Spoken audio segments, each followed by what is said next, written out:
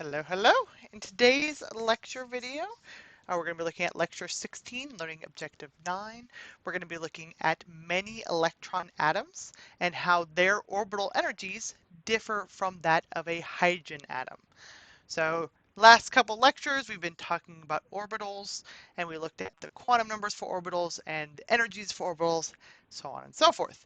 And we have thus far said, okay, the principal quantum number, principal quantum number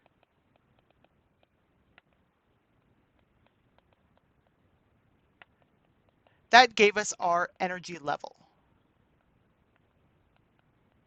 So if we have a hydrogen atom, we could take energy, and our very lowest energy value would be n equals 1, and we'd have a 1s orbital in there. Our next would be n equals 2, and within there we'd have a 2s and 2p subshells, where we have 3 orbitals within the 2p subshell. And then move on, we have n equals 3 with our 3s, our 3p,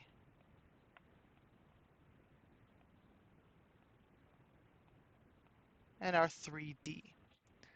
So each individual box here, by the way, represents an orbital. Each set of boxes a subshell. So this would be a subshell. Well, this would be an orbital. And again, a max of 2 electrons per orbital. So per box.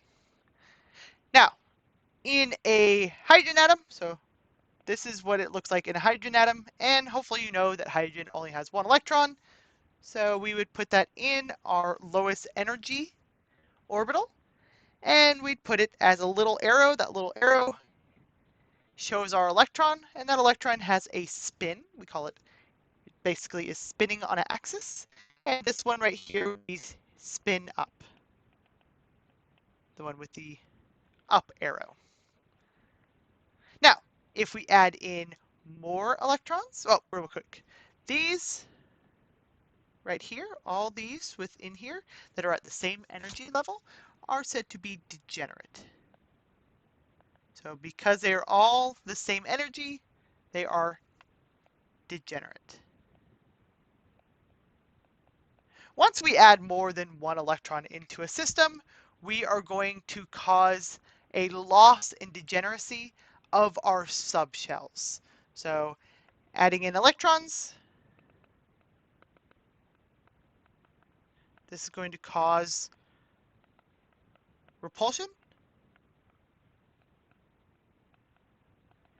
and it's going to spread out the energies of our subshells.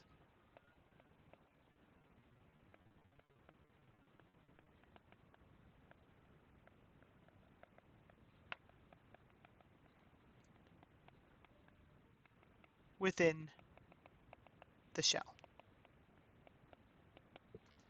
Okay, so while formerly all of our S subshells were the same level, all of our all of our 2 subshells were on the same level, all of our n equals 3 subshells were on the same level, so on and so forth. We now have kind of pushed things out to where anything with a greater number of electrons is going to have more repulsion, therefore they're going to be higher in energy. So subshells with more electrons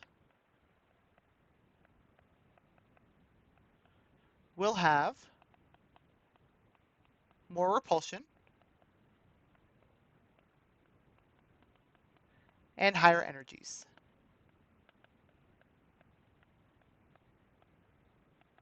So what we see here now, as we're looking at our energy, did I put energy? Yeah, this is energy. Now, we've got a case where nothing happens to our 1s. Not much happens to our 2s, but our 2p with its additional electrons is going to repel a little bit more. So it's going to look like this. It's going to go up in energy. And then we have our 3s. So our 1s is real low down there. And then, again, a little bit more repulsion. So our 3D or 3p goes up. Even more repulsion when we get to our D because it has so many electrons. Okay, not much happens to our 4s.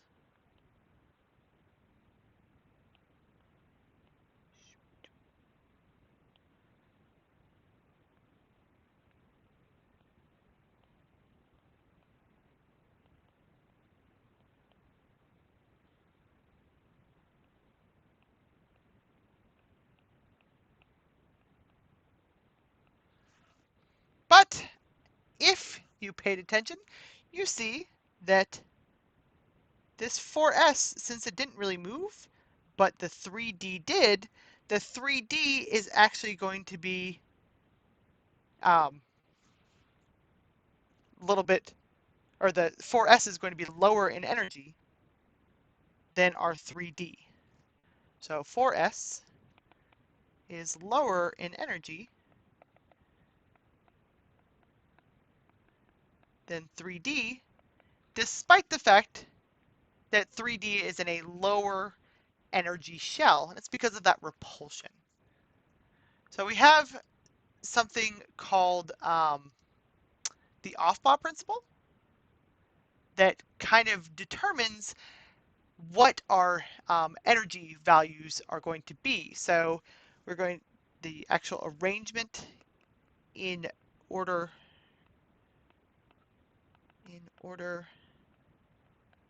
of energy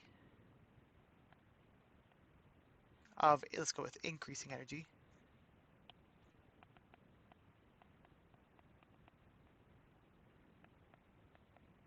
for the subshells is as follows. So we have 1s, then 2s, then 2p, 3s, 3p, 4s, 3d, 4p, 5s. Gonna keep going.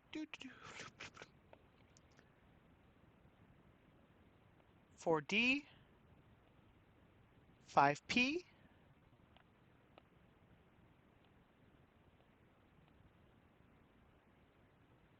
6s,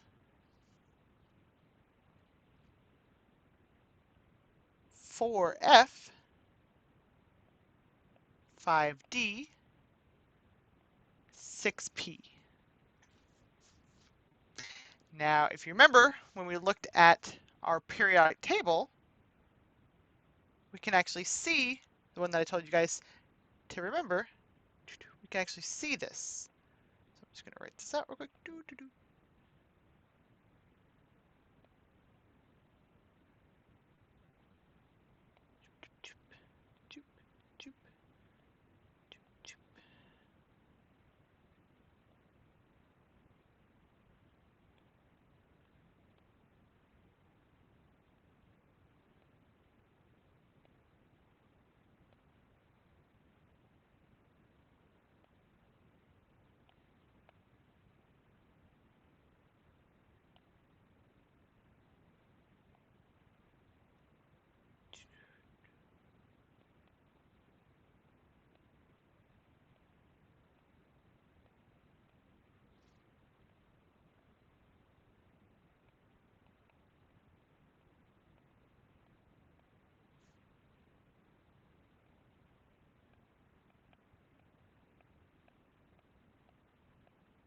Sorry.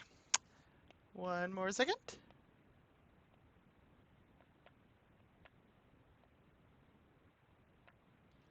And this is supposed to go,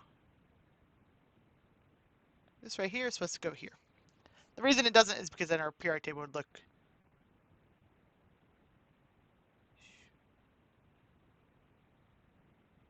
like that, which is insane. So they don't write it like that. But these, imagine that they'd go right there. Okay, so if we look, when we get to 4s, we go 4s, 3d, 4p, like we see here, 4s, 3d, 4p, 5s, 4d, 5p, 5s, 4d, 5p, 6s, 4f, 5d, 6p, 6s, 4f, 5d, 6p. So it's basically showing you on the periodic table, like I wrote earlier, exactly how the arrangement of the subshells is energetically. Okay. The last piece of information I want to give you guys before we start talking about actually using, or I guess last two pieces of information, before we actually start using these to develop orbital diagrams and electron configurations, is I want to talk about the idea of electron spin and Pauli exclusion principle. So I talked about the electron spin just a little bit ago, talking about how an electron is actually going to spin, right?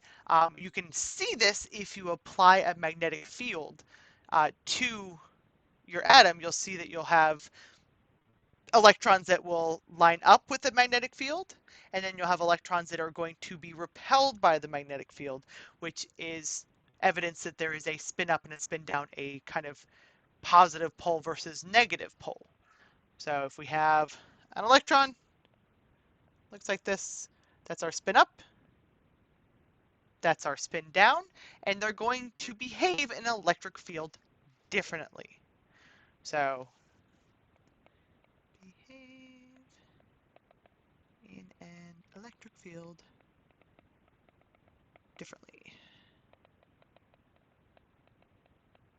The one that is going to be spin up will, when an external magnetic field is applied, it will actually go down in energy because it is aligning with that electric field, while the one that is anti-parallel is going to repel the electric field, so it's going to increase in energy.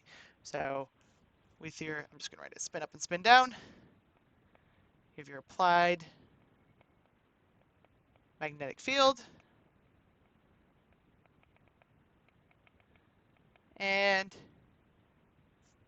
your spin up will go down in energy, your spin down will go up in energy because of that magnetic field, and you're going to have a difference in energy. While initially they were degenerate. So you can think about these two electrons as being within an orbital. So both these electrons can be in an orbital. And then one of them will interact with the magnetic field in a parallel way, the other one in an anti-parallel way. So repel or attract. Because there is a spin associated with an electron, there is a spin magnetic quantum number.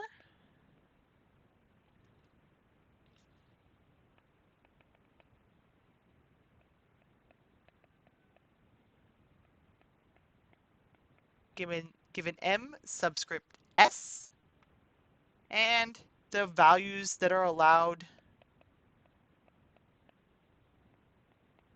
are going to be positive 1/2 and negative 1/2. So those are our only two options. So with this, with our magnetic spin number, remember each orbital has a unique set of 3 quantum numbers. So if I give you a set of 3 quantum numbers, it is only going to describe one orbital within an atom. Now that I've included a plus and minus 1/2, each electron in an atom will have its own unique set of 4 quantum numbers.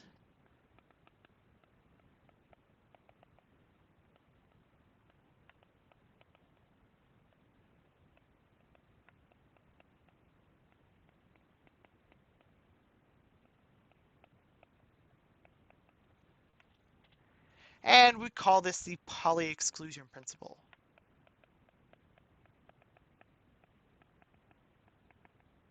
So the idea that everything has its own, each electron has its own set of 4 quantum numbers, and this also, therefore, or this in turn tells us that we can always, or we never have 2 electrons with the same spin in an orbital. So there cannot be 2 electrons in the same orbital with the same spin value.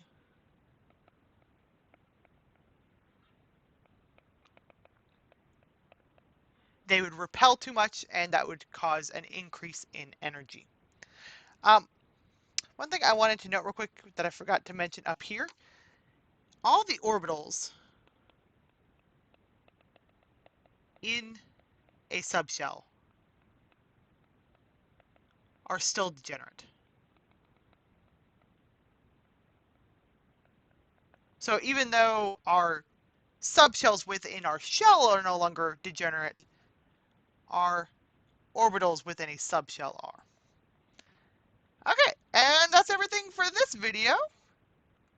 I will see you guys in the next one.